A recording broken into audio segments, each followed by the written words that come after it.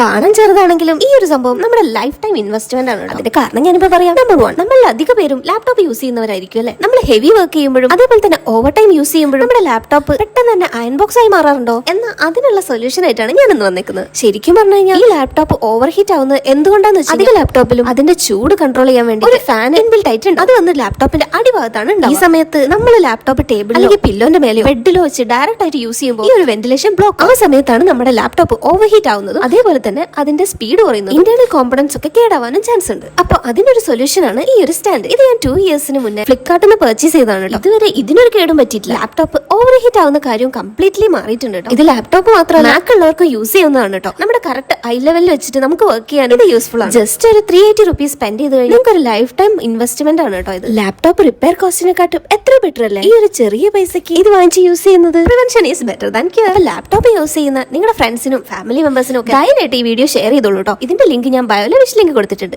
അതുകൂടാതെ ഡിസ്ക്രിപ്ഷനിലും ഉണ്ട്. അവിടെ നിന്ന് നിങ്ങൾക്ക് ഡയറക്റ്റ് ആയിട്ട് പർച്ചേസ് ചെയ്യാവുന്നതാണ്.